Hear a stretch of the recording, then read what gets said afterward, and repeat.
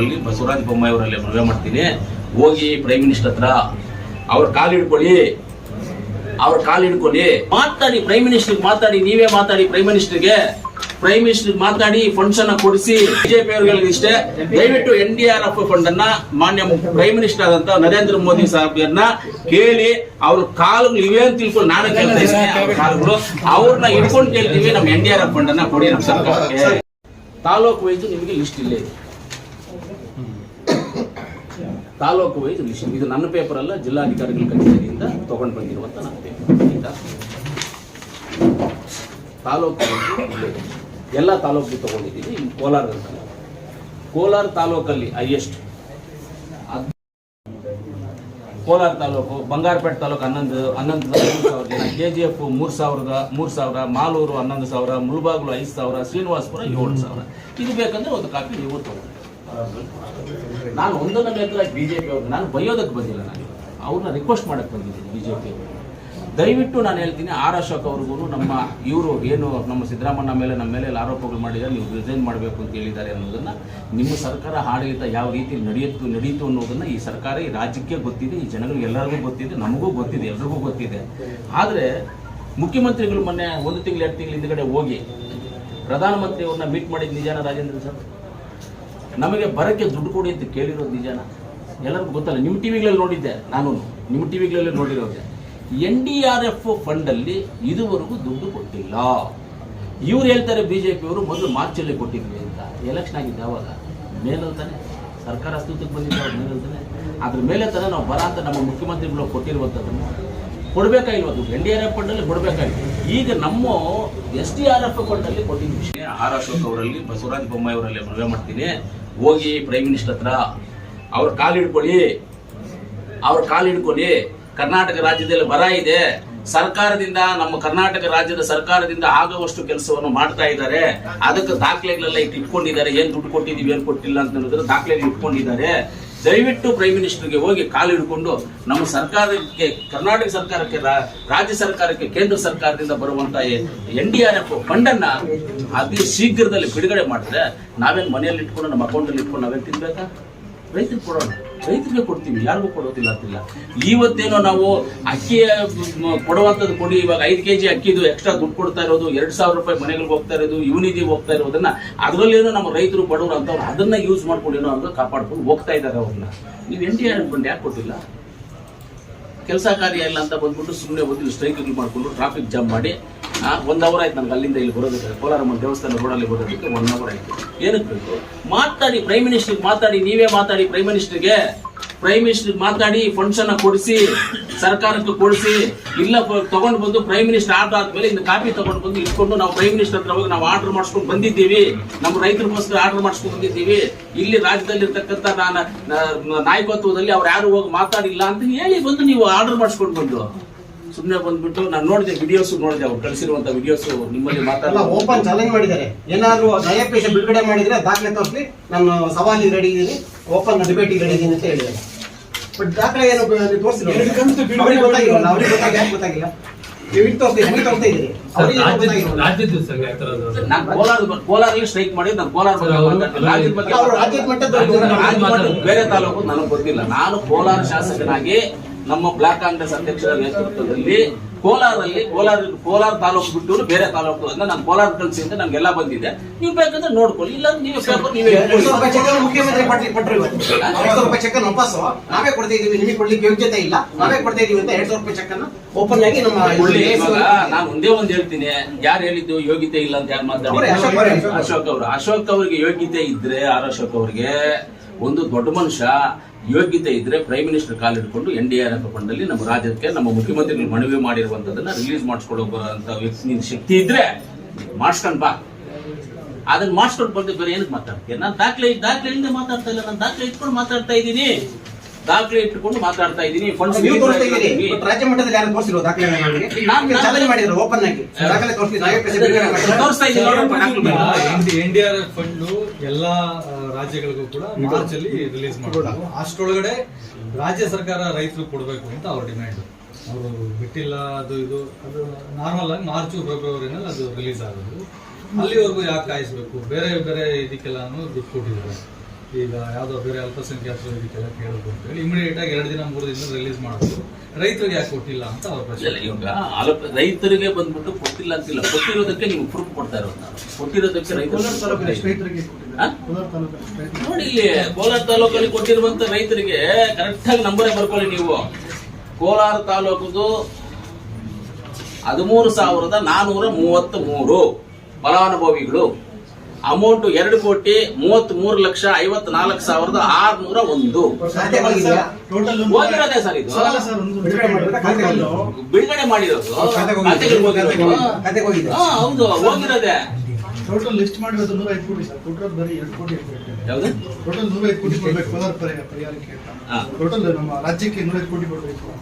ಕೋಲಾರ ಜಿಲ್ಲೆಗೆ ಮಾತ್ರ 2 ಕೋಟಿ ನಾನು ತಾಲೂಕಲ್ಲಿ ಜಿಲ್ಲೆದಲ್ಲ ಆಯ್ತಾ ಸರ್. ನೀವು ಕೇಳಿದ್ರಿ ಸರ್, ರಾಜೇಂದ್ರ ಸರ್, ನೀವು ಕೇಳಿದ್ರಿ. ಅವರು ರಾಜ್ಯದೆಲ್ಲ ಮಾತಾಡ್ತಾರೆ ಯಡಿಯೂರಪ್ಪ ಮಾರ್ಚ್ ಇದು ಅಂತ ನಾವೇನು ಸುಮ್ಮನೆ ನಾವು ಕೊಡ್ತಾ ಇದ್ದೀವಿ. ನಿಮ್ದು ತರೋದು ಇವಾಗ ಎಮರ್ಜೆನ್ಸಿ ಇದೆ, ನೀವ್ ಯಾಕೆ ಅದಕ್ಕೆ ವೇಟ್ ಮಾಡ್ತಾ ಇದ್ದೀರಾ, ಕೊಡಿ ಅಂತ ಕೇಳ್ತಾ ಇದೀರಲ್ಲ. ಎಮರ್ಜೆನ್ಸಿ ಇದೆಯಪ್ಪ, ನೀವು ತಂದ್ಕೊಡಿ, ನಾವೇನ್ ಬೇಡ ಅಂತ ಇದೀವ. ಸೆಂಟ್ರಲ್ ಗೌರ್ಮೆಂಟ್ ಬರುವಂತ NDRF ಫಂಡ್ಸ್ ಅನ್ನ ಕೊಡಿ, ನಾವು ಕೊಡ್ತೀವಿ. ಇಲ್ಲ ನೀವೇ ತಗೊಂಡ್ ಬಂದು ಲೆಟರ್ ತೋರಿಸಿ, ನಾವು ತಗೊಂಡ್ ಬಂದಿದ್ದೀವಿ ತೋರಿಸಿ. ಬಿಜೆಪಿ ಗೌರ್ಮೆಂಟ್ ಇದ್ದಾಗ ನಾವು ಫಂಡ್ ಕಾಯ್ತಾ ಇರ್ಲಿಲ್ಲ, ಫಸ್ಟ್ ನಾವು ಕೊಟ್ಬಿಟ್ಟು ಆಮೇಲೆ ತಗೊಂಡ್ತಾ ಇದ್ವಿ. ಹಂಗೆ ಮಾಡಿ ಅಂತ ನಾವು ಎಲ್ಲ ಲಿಸ್ಟ್ ಮಾಡ್ತಾ ಇದೀವಿ, ಆಲ್ರೆಡಿ ಮಾಡ್ತಾ ಇದೀವಿ, ಎಲ್ಲ ಆಗಿದೆ, ಎಲ್ಲ ಮಾಡಿದೀವಿ. ಬರಪೀಡಿತ ಪ್ರದೇಶಗಳಿಗೆ ನೀರಿಂದು, ಮೇವೊಂದು 2,000 ರೂಪಾಯಿ ಏನು ಇವಾಗ ರೈತರಿಗೆ ನಷ್ಟ ಆಗಿರೋದಕ್ಕೆ ಕೊಡ್ತೀವಿ ಅಂತ ಹೇಳಿರೋದು ಎಲ್ಲವನ್ನೂ ಮಾಡಿದೀವಿ. ಮಾಡದೆ ಏನೂ ಇಲ್ಲ. ದಿವಾಳಿ ಆಗಿದೆ ಸರ್ಕಾರದ ಹತ್ರ 105 ಕೋಟಿ ಕೊಡೋದಕ್ಕೆ ಕಾಸಿಲ್ಲ. ಯಾವುದು ಆರ್ಥಿಕವಾಗಿ ಈ ಭಾರತ ದೇಶ ಯಾವತ್ತು ದಿವಾಳಿ ಆಗುವಂತ ಚಾನ್ಸಸ್ ಬರೋದಿಲ್ಲ. ಆ ತರ ಸಿಚುವೇಶನ್ ಇಲ್ಲ. ಅಂತ ಸಿಚುವೇಶನ್ ಬರೋದಂತೂ 100ಕ್ಕೆ 100 ಭಾಗ ಇಲ್ಲ. ಅಂತ ಸಿಚುವೇಶನ್ ಬಂದ್ರೆ ನಮ್ಮ ರತನ್ ಟಾಟಾ ಇಂಥವರೆಲ್ಲ ದೊಡ್ಡವರು ಅವರೆಲ್ಲ ನಮ್ಮ ದೇಶ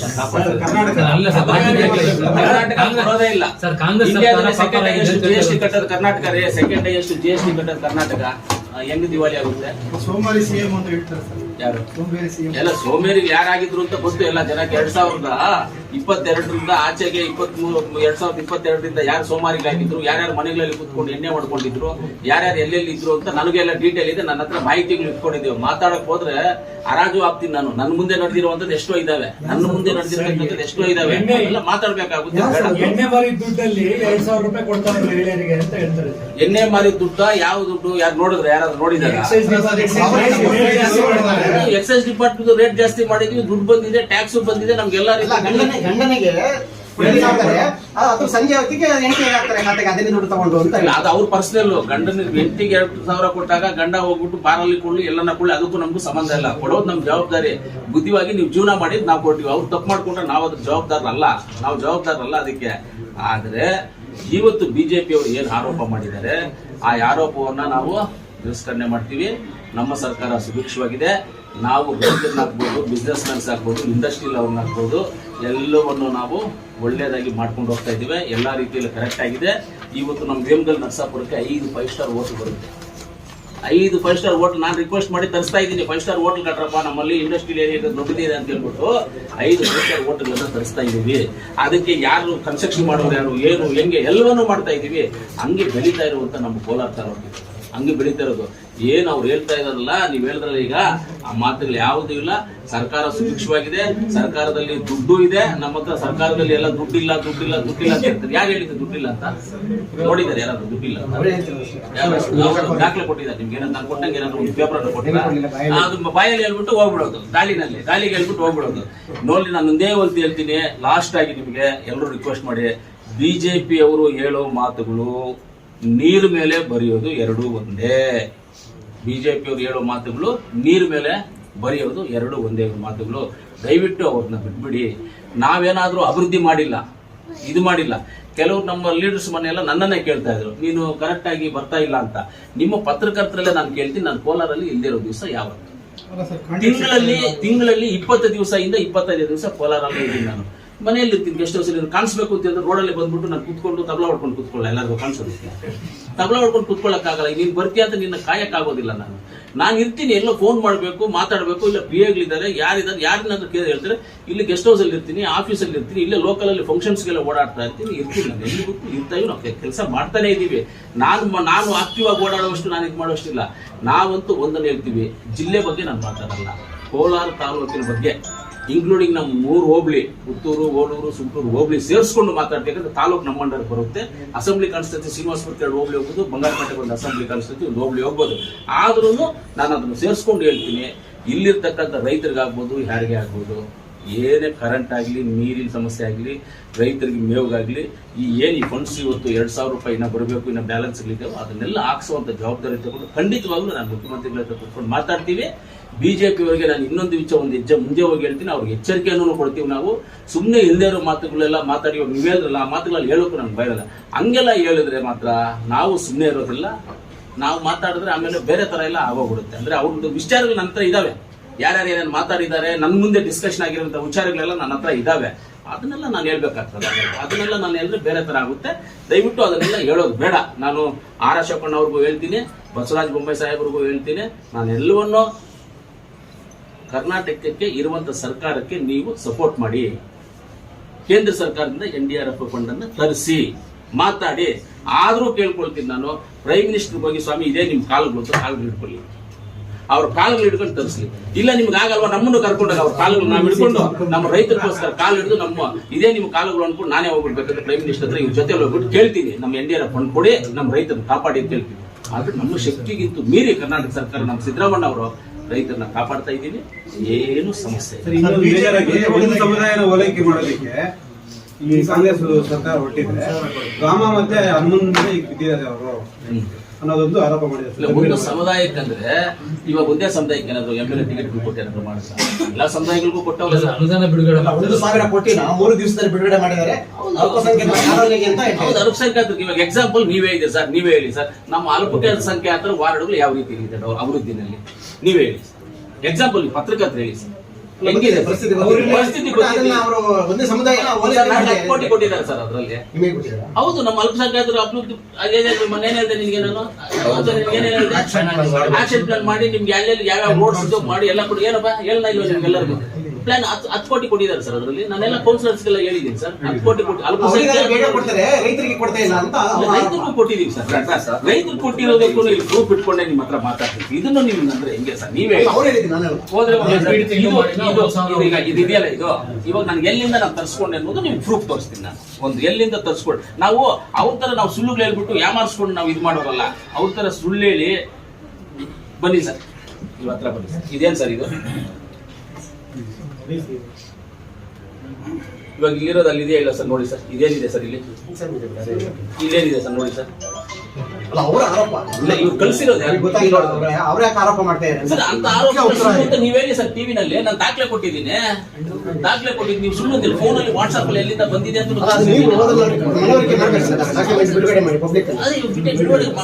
ಡಾಕ್ಯುಮೆಂಟ್ ಕೊಟ್ಟಿದ್ದೀರಲ್ಲ, ಬಿಡುಗಡೆ ಮಾಡಿದ್ದೀವಿ. ಇವಾಗ ಅಲ್ಪಸಂಖ್ಯಾತರಿಗೆ 1,000 ಕೋಟಿ ಕೊಟ್ಟಿದ್ದಾರೆ. ಹೌದು, ಒಪ್ಕೊಳ್ತೀನಿ, 1,000 ಕೋಟಿನೂ ಸಾಲದು, ಇನ್ನ ಜಾಸ್ತಿ ಕೊಡಬೇಕು. ನಮ್ಮ ಕೋಲಾರಕ್ಕೆ ನೀವೇ ಹೇಳಿ, ಅಲ್ಪಸಂಖ್ಯಾತರು ಇರುವಂತ ವಾರ್ಡ್ಗಳಲ್ಲಿ 10 ಕೋಟಿ ಸಾಕಾಗುತ್ತಾ? ಸಾಕಾಗುತ್ತೇನಪ್ಪ? 2 ವಾರ್ಡ್ 10 ಕೋಟಿ ಅವ್ರಿಗೆ ಮಾತ್ರ ಯಾಕೆ ಸರ್ ಹೋಲಿಸ್ತಾ ಇದ್ದಾರೆ? ಎಲ್ರಿಗೂ ಕೊಟ್ಟಿದೀವಿ, ಯಾಕೆ ಕೊಟ್ಟಿಲ್ಲ? ಇವಾಗ ಅಂತರ್ಗಂಗೆ ರೋಡ್ ಮಾಡಿಲ್ವಾ? ನೀವು ಪ್ರೆಸ್ ಕ್ಲಬ್ ಮುಂದೆ ರೋಡ್ ಮಾಡಿಲ್ವಾ?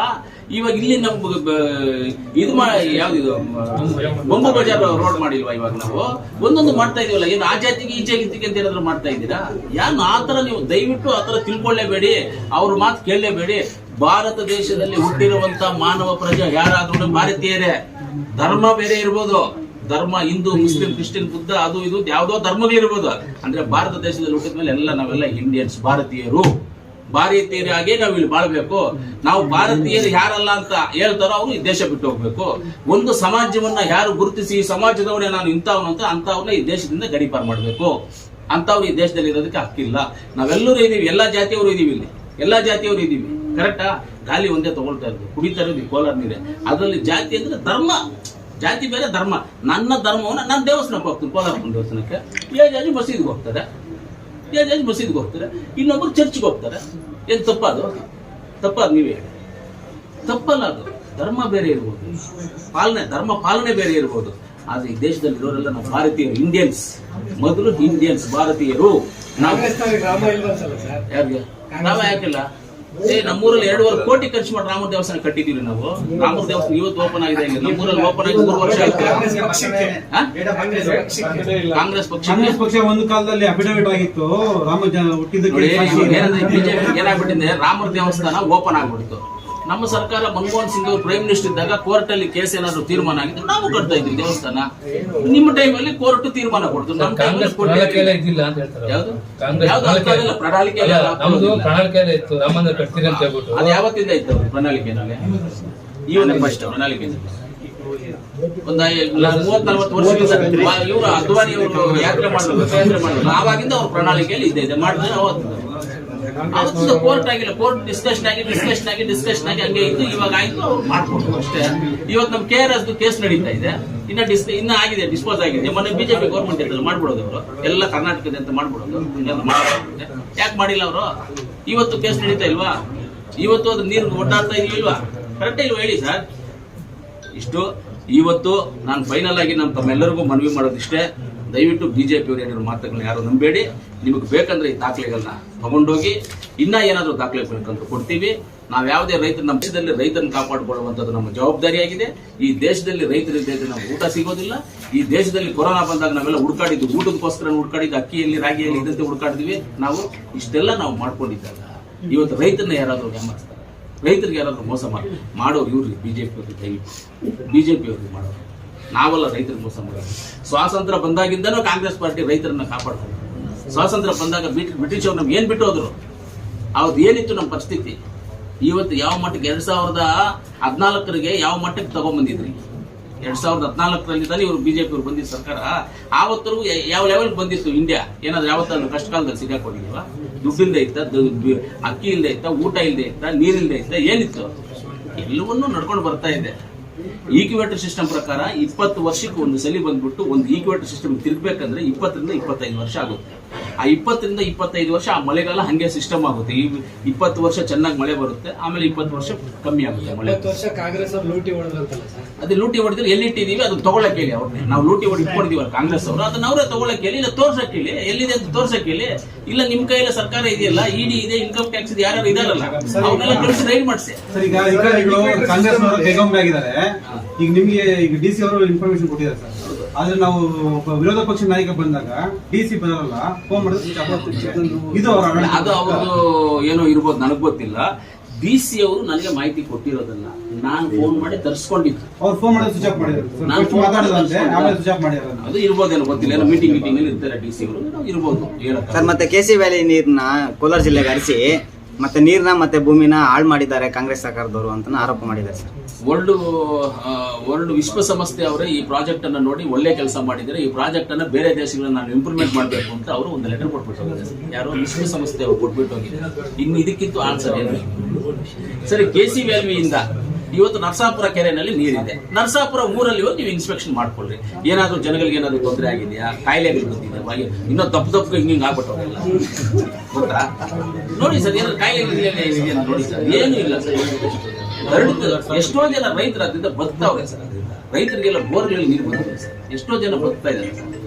ಅದನ್ನ ಹೋಗ್ಬಿಟ್ಟು ಇದಿಲ್ಲ ಅದಿಲ್ಲ ಅದೇನೋ ಸರ್. ಥರ್ಡ್ ರೇಟ್ ಟ್ರೀಟ್ಮೆಂಟ್ ಮಾಡಬೇಕು ಅನ್ನೋದು ನಮ್ದು ವಾದ ಇದೆ ಸರ್. ಇವತ್ತು 240 mld ನೀರು ಬರ್ತಾ ಇದೆ ಸರ್. ನಾವು ಥರ್ಡ್ ರೇಟ್ ಟ್ರೀಟ್ಮೆಂಟ್ ಏನಾದ್ರು ಮಾಡಿದ್ರೆ ಡ್ರಿಂಕಿಂಗ್ ವಾಟರ್ ಆಗುತ್ತೆ. ಥರ್ಡ್ ರೇಟ್ ಟ್ರೀಟ್ಮೆಂಟ್ ಅನ್ನೋದು ಡ್ರಿಂಕಿಂಗ್ ವಾಟರ್ಗೆ ಬರುತ್ತೆ. ಅದು ಆವಾಗ ಏನಾಗುತ್ತೆ, 40 mld ಸಿಗುತ್ತೆ ಸರ್. ನರಸಾಪುರ ಸರೌಂಡಿಂಗ್ ಏರಿಯಾ ಬಿಟ್ಟು ಕೋಲಾರವರೆಗೂ ಬರಲ್ಲ ಸರ್ 40 mld ನೀರು. ಇವಾಗ ನಾವು ಡ್ರಿಂಕಿಂಗ್ ವಾಟರ್ ಅಲ್ಲ ಸರ್, ಗ್ರೌಂಡ್ ವಾಟರ್ ರೀಚಾರ್ಜ್ ಮಾಡೋದಕ್ಕೆ ಸರ್. ರೈತರಿಗೆ ಬೋರ್ವೆಲ್ಗಳು ಇದ್ದಾದ್ರು ರೀಚಾರ್ಜ್ ಆಗಲಿ ಅಂತ ಮಾಡ್ತಾ ಇರುವಂತ ಕಾನ್ಸೆಪ್ಟ್ ಸರ್. ಅದ್ರದ್ದು ಬಂದ್ಬಿಟ್ಟು ಇವಾಗ 240 mld ಬರ್ತಾ ಇದೆ ಸರ್. ನಾವು ಥರ್ಡ್ ರೇಟ್ ಟ್ರೀಟ್ಮೆಂಟ್ ಮಾಡಿದ್ರೆ 40 mld ಬರಲ್ಲ. ಇವಾಗ ಏನಂದ್ರೆ ಸ್ವಲ್ಪ ವೇಟ್ ಮಾಡಿ ಸರ್, ಇನ್ನೊಂದು 3 ವರ್ಷ ವೇಟ್ ಮಾಡಿ ಸರ್. ಎತ್ತಿನ ಒಳಗೆ ಇಲ್ಲ ಬರ್ತಾ ಇದೆ, ಇಲ್ಲಿ ಸ್ಟಾಪ್ ಆಗಿದೆ, ಅಲ್ಲಿ ನೀರು ಬರ್ತಾ ಇದೆ. ಇವತ್ತು ರಿಪೋರ್ಟ್ ಅದು ಬೇಕಾದ್ರೆ ಕೊಡ್ತೀನಿ. ಎತ್ತಿನೊಳಗೆ 3 ವರ್ಷ ಬೇಕಾ ಸರ್? ಇನ್ನು 3 ವರ್ಷ ಬೇಕಾ ಎತ್ತಿನೊಳಗೆ? 3 ವರ್ಷ 4 ವರ್ಷ 3-4 ವರ್ಷ ಬೇಕು. ಎತ್ತಿನ ಒಳಗೆ ಖಂಡಿತವಾಗಿ ಬರುತ್ತೆ. 3-4 ವರ್ಷ ಬೇಕು. 3-4 ವರ್ಷ ಬೇಕೇ ಬೇಕು. 3-4 ವರ್ಷ ನೋಡಿ, ಇನ್ನ ನಾನು ನೋಡೇ ಇಲ್ಲ. ನೀರು ಬರ್ತಾ ಇರೋದು ಪಾಯಿಂಟ್ ಅಲ್ಲಿ ಬರ್ತಾ ಇದೆ ಸರ್. ಪಾಯಿಂಟ್ ಅಲ್ಲಿ ಇವತ್ತು ಸರ್, ಇವತ್ತು ನೋಡಿ ಸರ್, ಇವತ್ತು ಎಷ್ಟು ಸರ್ ಡೇಟು? ಡೇಟು ಟೈಮಿಂಗ್ಸ್ ಎಲ್ಲ ನೋಡಿ.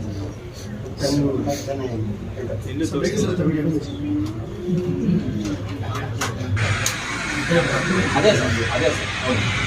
ನೀರು ಬರ್ತಾ ಇಲ್ಲ ಅಂತ ಹೇಳ್ತಾರೆ. ಅವ್ರು ಹೇಳೋ ಮಾತು ನೀವು ಸುಮ್ಮನೆ. ಇವಾಗ ಇದು ನೀವೇ ನೋಡಿ, ಬೆಳಗ್ಗೆ 29/1/24 10:30 AM ಅಲ್ಲಿ AM ಹಾಕಿರೋದು.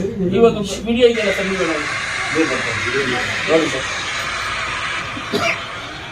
ಮಾಹಿತಿ ಎಲ್ಲ ಜೋಬಲ್ಲಿ ಇಟ್ಕೊಂಡಿರ್ತೀನಿ ಸರ್, ನೀವೇನು ಇದು ಮಾಡ್ಕೊಬೇಡಿ. ಮಾಹಿತಿ ಎಲ್ಲ ಕೊಡ್ತೀನಿ ನಾನು, ಎಲ್ಲ ರೆಡಿಯಾಗಿ ಇಟ್ಕೊಂಡಿರ್ತೀನಿ. ಎವ್ರಿ ಡೇ MI ಇದರಿಂದ ನನಗೆ ನೀರು ಎಷ್ಟು ಬರ್ತಾ ಇದೆ ಏನು ಅನ್ನೋದು ಒಂದು ರಿಪೋರ್ಟ್ ಹಾಕ್ಬೇಕು. ಅದು ರಿಪೋರ್ಟ್ ಇರುತ್ತೆ, ಎಷ್ಟು ಬಂದಿದೆ ಏನು, ಎಷ್ಟು ನೀರು ಬರ್ತಾ ಇದೆ ನಮಗೆ ಅನ್ನೋದೆಲ್ಲ ರಿಪೋರ್ಟ್ ಹಾಕ್ತಾರೆ. ನೋಡಿ ರಿಪೋರ್ಟ್ ಹಾಕ್ಬೇಕು, ಎವ್ರಿ ಡೇ ರಿಪೋರ್ಟ್ ಹಾಕ್ಬೇಕು. ಟಾಸ್ಕ್ ಫೋರ್ಸ್ ಕಮಿಟಿದು ಎವ್ರಿ ಡೇ ನನಗೆ ವಾಟ್ಸಾಪಲ್ಲಿ ಅಪ್ಡೇಟ್ ಮಾಡಬೇಕು. ಏನೇನು ಏರ್ಪಾಟಾಗಿದೆ, ಯಾವ ಊರಲ್ಲಿ ನೀರಿನ ಸಮಸ್ಯೆ, ಬೋರು, ಪೈಪು, ಗೀಪು, ಕೊಲಾಯಿ ಏನು, ಹಿಂಗೆ ವಾಟರ್ ಟ್ಯಾಂಕ್ಸ್ ಇದೆಲ್ಲ ನನಗೆ ಅಪ್ಡೇಟ್ ಮಾಡಬೇಕು. ಎವ್ರಿ ಡೇ ಅಪ್ಡೇಟ್ ತಗೊಳ್ತಾನೆ. ಬೆಳಗ್ಗೆ ಎಲ್ಲ ನಿನ್ನೆದೆಲ್ಲ ಇವತ್ತು ಅಪ್ಡೇಟ್ ಮಾಡಿ, ಇವತ್ತದೆಲ್ಲ ನಾಳೆ ಬೆಳಗ್ಗೆ ಅಪ್ಡೇಟ್ ಮಾಡಿ, ಎಲ್ಲ ಬರ್ತಾ ಇದೆ. ಎಲ್ಲ ಇಟ್ಕೊಂಡಿದ್ದೀನಿ. ನೀವು ಯಾವತ್ತು ನಾನು MLA ಆದಾಗಿಂದ ಯಾವತ್ತು ಅದು ಕೇಳಿದ್ರು ನಾನು ಕೊಡ್ತೀನಿ. MIದಾಗಲಿ, ಟಾಸ್ಕ್ ಫೋರ್ಸ್ದಾಗಲಿ, ವಾಟರ್ ಪಂಚಾಯತಿದಾಗಲಿ, ಆಮೇಲೆ RDPR ಇಂದ ಎಲ್ಲೆಲ್ಲಿ ಪಂಚಾಯತಿನಲ್ಲಿ ಬೋರ್ವೆಲ್ ಏನೇನು ಸಮಸ್ಯೆ ಏನು ಇಲ್ಲಿ ರೆಡಿ ಮಾಡಿದ್ದೀವಿ ವಿತ್ ಫೋಟೋಗಳಿದೆ. ಆಮೇಲೆ ನಗರಸಭೆದ ಯಾವ ವಾರ್ಡಲ್ಲಿ ಕಸ ತೆಗಿತದೆ, ಎಷ್ಟೊತ್ತು ತೆಗಿತದೆ, ಲೈವ್ ಲೊಕೇಶನ್ ಸಮೇತವಾಗಿ ನನ್ನ ಹತ್ರ ಡೈಲಿ ಲೈವ್ ಲೊಕೇಶನ್ಸ್ ಎಲ್ಲ ಸಮೇತವಾಗಿ ನಾನು ಹಾಕ್ಬೇಕು. ಡೈಲಿ ಅಗತ್ಯ ಬಿದ್ದ ಕೇಳ್ತೀವಿ ಸರ್. ಅವ್ರು ಕೇಳಿ, ನಿಮ್ಗೆಲ್ಲ ಕೊಡ್ತೀನಿ. ನನ್ನ ಹತ್ರನೂ ಇದೆ, ನಮ್ಮ ಹತ್ರನೂ ಇರುತ್ತೆ ಸರ್. ಅಷ್ಟೇ ಸರ್, ಬೇರೆ ಏನಿಲ್ಲ. ನಾನು ಲಾಸ್ಟ್ ಆಗಿ BJP ಅವರುಗಳಿಗೆ ಇಷ್ಟೇ, ದಯವಿಟ್ಟು NDRF ಫಂಡ್ ಅನ್ನ ಮಾನ್ಯ ಪ್ರೈಮ್ ಮಿನಿಸ್ಟರ್ ಆದಂತ ನರೇಂದ್ರ ಮೋದಿ ಸಾಹೇಬ್ರನ್ನ ಕೇಳಿ, ಅವ್ರ ಕಾಲುಗಳು ಇವೆ ಅಂತ ತಿಳ್ಕೊಂಡು ನಾನು ಕೇಳ್ತಾ ಇದ್ದೀನಿ. ಅವ್ರ ಕಾಲುಗಳು ಅವ್ರನ್ನ ಇಟ್ಕೊಂಡು ಕೇಳ್ತೀವಿ, ನಮ್ಮ NDRF ಫಂಡ್ ಅನ್ನ ಕೊಡಿ ನಮ್ಮ ಸರ್ಕಾರಕ್ಕೆ. ಅಷ್ಟೇ ಸರ್. ಲೋಕಸಭೆ ಎಲೆಕ್ಷನ್ ನಮ್ಮ ಬ್ಲಾಕ್ ಅಧ್ಯಕ್ಷರು ಅವರೆಲ್ಲ ಇದ್ದಾರೆ, ಏನ್ ಮಾಡ್ತಾರೆ ನೋಡ. ನಾನೇನು ಲೋಕಸಭೆ ಎಲೆಕ್ಷನ್ ಅಷ್ಟೊಂದು ತಲೆ ಕೆಡಿಸ್ಕೊಳ್ಳ. ನಾನು ಕೋಲಾರ ಮಾತ್ರ, ಕೋಲಾರ ತಾಲೂಕು ಮಾತ್ರ. ಅದು ಬೇರೆ ಕಡೆ ಎಲ್ಲ ಯಾವ್ದು ತಲೆ ಕೆಡಿಸ್ಕೊಳ್ಳೋದಿಲ್ಲ. ನಾನು ಕೋಲಾರ ತಾಲೂಕು ಮಾತ್ರ ಅಷ್ಟೇ. ಹೋಸಲ್ ಏನೇನೋ ಅಲ್ಲಿ ಮಾಡ್ಕೊಂಡು ಹೆಂಗೋ ಹೋಗಿ ಮಾಡಿದ್ವಲ್ಲ, ಅದೆಲ್ಲ ಗೊತ್ತಿರೋ ವಿಷಯನೇ ಮಾಡಿದ್ವಲ್ಲ. ಅದನ್ನ ಅನೌನ್ಸ್ ಮಾಡಿಸ್ತೀನಿ, ಕೊಡ್ತೀನಿ ವಿತ್ ಫೋಟೋ. ಯಾರಿಗೂ ಹೇಳ್ದ, ನಿಮ್ಗೆ ಹೇಳ್ದಲ್ಲ, ನಾನು ಕೊಡ್ತೀನಿ, ಅಭ್ಯರ್ಥಿ ಕೊಡ್ತೀನಿ. ಈ ತಾಲೂಕು ನಮ್ಮ ಜಿಲ್ಲೆ, ಈ ತಾಲೂಕು ನಮ್ಮ ಜಿಲ್ಲೆ. ಈ ಪಾರ್ಲಿಮೆಂಟ್ ಸೆಕ್ಟರ್ ಒಳಗಡೆ ಬರೋರು ಲೋಕಲ್ ವೋಟರ್. ಹೊಸಬ್ರ ಅಭ್ಯರ್ಥಿ ಆಗ್ತಾರೆ ಅನ್ನೋದು ಒಂದು ಮಾತಿದೆ ಸರ್. ಅವ್ರ ಮಾತೇ ಕೇಳ್ಬೇಡ. ನಾವ್ ಹೆಂಗ್ ಗೊತ್ತಾ, ನಾವು ಕರುಗಳು, ಅವೆಲ್ಲ ಗೂಳಿಗಳು. ಈ ಗೂಳಿಗಳ ಮುಂದೆ ಕರುಗಳು ಏನು ಮಾಡಕ್ ಆಗೋದಿಲ್ಲ. ಅದಕ್ಕೆ ನಮ್ಮನ್ನು ಬಿಟ್ಬಿಡ್ರಿ, ಗೂಳಿಗಳು ಕರುಗಳು. ಅದಕ್ಕೆ ಹುಷಾರಾಗಿದ್ದೀವಪ್ಪ, ಓಡಾಡ್ಕೊಂಡಿದೀವಿ, ಹುಷಾರಾಗಿದ್ದೀವಿ. ಯಾರು ಹಿಂದ್ಗಡೆ ಯಾರು. ಓಕೆ, ಥ್ಯಾಂಕ್ ಯು ಬ್ರದರ್, ತುಂಬಾ ಸಂತೋಷ, ಖುಷಿ ಆಯ್ತು.